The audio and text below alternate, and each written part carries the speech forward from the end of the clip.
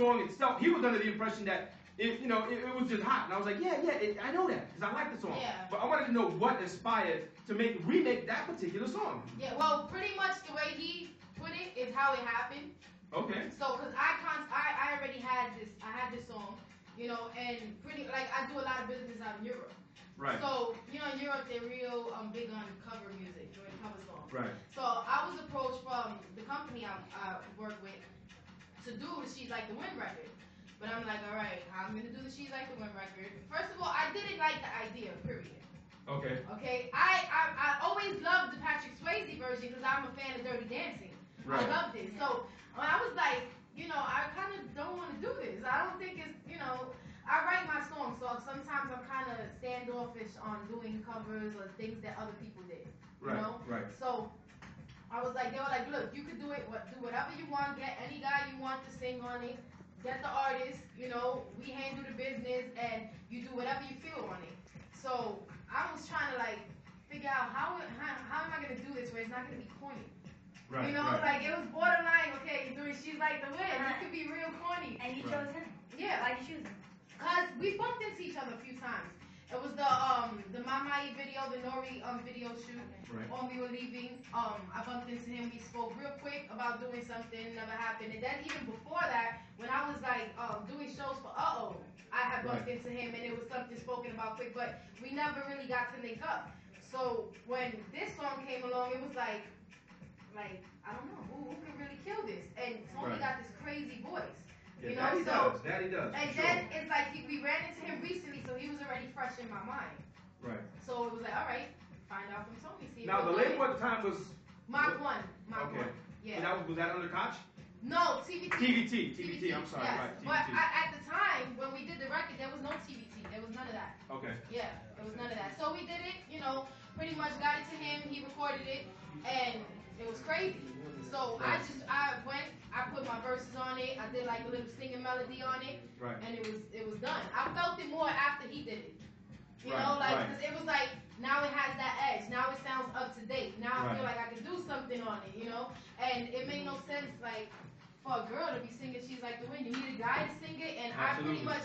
So it's like we flipped it. It's like he bring the singing vocals, the kind of softer side to it, and I bring the toughness to it with the rapping. So it was, and it came out hot. But the song, I mean, Boog's probably gonna look at me crazy now. I listen to the song religiously, Religiously? I say that, no, because I don't knock you for that. Oh, okay, I just, because I'm a big fan of R&B. I'm an R&B head. I grew up listening to, mid to late 80s, early 90s R&B. So I'm talking, for example, Jodeci, Babyface. When it was fun to be in the club, not when it was about bottles. You can't go to the club and dance. That was about bottles. I feel you. You know what I'm saying? The promoters are like, how many bottles you buying? And that determines whether you get into the club or not. Yeah. You know what I'm saying? I never have problems getting into the clubs, but nonetheless, for those who do it, and when I listen to that particular song, it's because it just has that vibe. It reminds me of hip-hop R&B. You know what I'm saying? I hadn't heard something like that since Mary J. Blige. You know what I'm saying? And back in the 90s when we had Tolu and everybody was coming up doing that fun. Also, that's dope, so it gives you a good, that's a really positive. For me, because it has both. And then the video was crazy. You filmed the video in New York? Yeah. We did it in Harlem. Actually, in Harlem, Yes. On the west side, yeah. It wasn't in Spanish Harlem, but it was in Harlem. Yeah, on the west side. Now, I'm assuming you, let's get real. You must be from Spanish Harlem to be named the queen of Spanish Harlem. I mean, because a lot of people say, they from like Dr. Dre was Compton, and he's never was, never is, and never has been from Compton. For real? Dr. Dre's not from Compton. He's from Riverside. Oh. Riverside. He actually comes from a very wealthy family, which is why he was able to get into the music industry because he had music coming in. No, I mean, I met Dre before, but Dre comes from that background, and not only that, but he was with the World Class Wrecking Crew, so he was doing R&B, pop before it. He had the whole makeup on, and I mean, people who know the game know this. So you went to Compton private school. Well, he went to So pretty much he got with artists that were from Compton, exactly. And pretty much. They got with Jerry Heller, and El Calcano with the dinero. And then Little Easy E, the little baller. So he never was a They did it, but this is not about Dr. Dre and NWA. This is about Lumidee. Yeah, okay. So, all right, so. So yes, I'm really from Spanish Harlem. Okay. Yes, born and raised. Born and raised. Yes. Latina? Yes, all the way, Puerto Rican. Puerto Rican. Yeah. Okay. Now, have you competing in this industry yes. as a Latina, as a female Latina? Because most people, when I was getting hit up on Facebook, one of the questions was, does she sing or is she hip hop? How do you consider yourself? I just say I'm an artist. Okay. I do whatever I can do. You know, whatever I feel at the moment, and that's what I can, and I'm capable of doing it. Why not do it? Right. You know. So with me, I started out rapping first. I grew up a tomboy, so I was more on the tougher side. But as I I grew more. I started writing poetry and everything. I kind of got into a depression a certain time in my life, and I started writing poetry. So from that, it came the songs, and it was singing songs. Right. And I always liked music overall, and I always liked to sing. I never had this broad, crazy voice, but it was good enough, Right. So I was like, I'm gonna rap and sing too. Fuck it,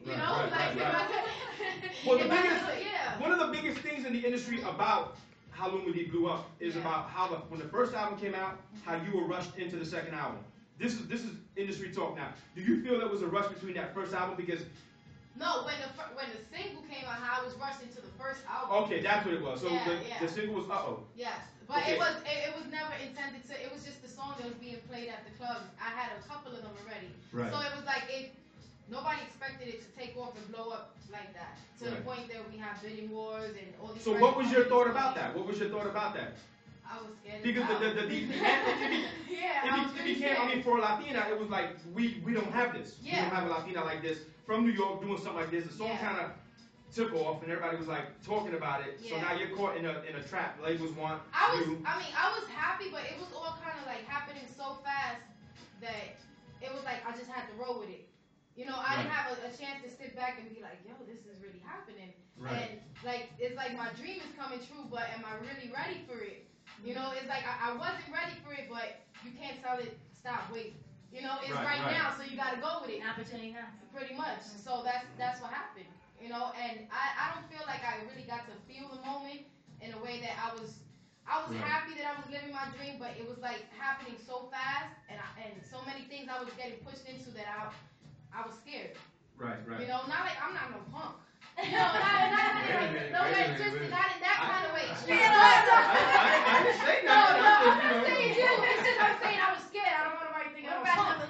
Nah, not in that way. Get it straight. You heard it here on Esquina. Lumidee is not. How old were you when this all happened? 19. 19? And were you in school at the time? No. That wasn't really hard. You had to drop everything you're doing. Nah, I was done with school already, and honestly, I was just recording. So it was perfect. But it was perfect. I could just get up and this is what it was.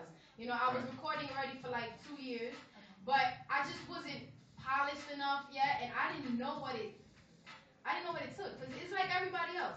You look at it, you really don't know what it takes till you in there, because you see the glitz and glamour and the fun of it, but when you're thrown into it, you're like, yeah, this is what it is. And it's like, and it was crazy. It was tough, but I went through the bumps and bruises, and I survived it. I ain't complaining.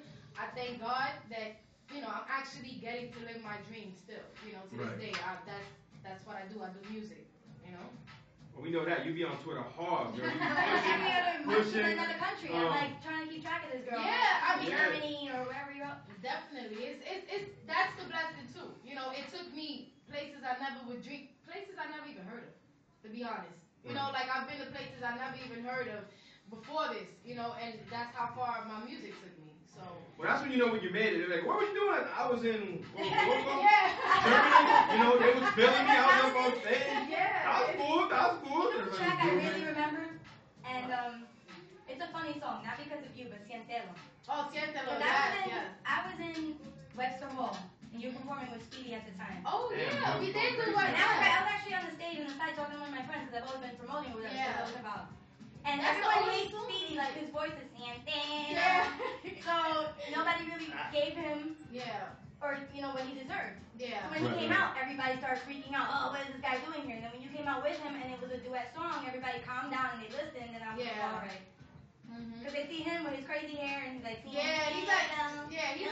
character. He's definitely a character. But that was actually the first show that we did together. Here. That's how you get educated to your audience, though. If you can do a song with him, if you can make it work. Yeah. And no, that song actually sold. The single sold 2 million copies overseas. Really? Yeah. That's good. Yeah. So it was crazy. And that's funny because we had Nitty on the show a couple of weeks ago, and Nitty was with Universal, and his album, though it didn't do well with Universal, his 2 singles both went double platinum. And they all went double platinum overseas. Yeah, so he's living off the double platinum money. That's crazy. It was overseas, and he's trying to break back in America. Shout out to Nitty. I know he's always listening to us.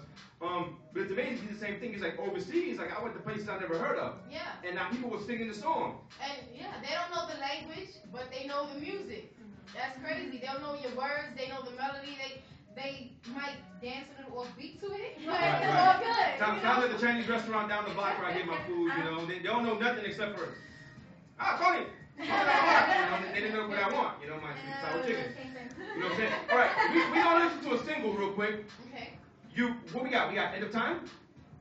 Is that what we got right now? We don't send it. Nothing? What? Oh. I asked Boogie for the track yesterday. I ain't get it. Hold on. You think? All right. I tell you what. Let's go with She's Like the Wind. Okay. Let's rock that real quick. We'll get to it because we got nothing but time. Time we got. Jackie, do we got time? We got time. And I got time, Lumi? So when we come back, You got. Yeah. The most popular thing about show, we got a thing where we do. I got issues. Oh yeah. We got issues. You got issues? You got an issue? Okay, we're going to talk about some issues when we come back. Okay. We're going to get Lumidee involved in our little thing here. I got issues. Okay. Because we complain. We got issues. We air it out right here. Our show is busy. Yeah, well, that's because the show, the numbers are climbing right now. You ready? All right, here we go. This is She Like the Wind. Yo, he said check it out. Esquina Radio. DJ Superstar Boogie. Take it away. Too much.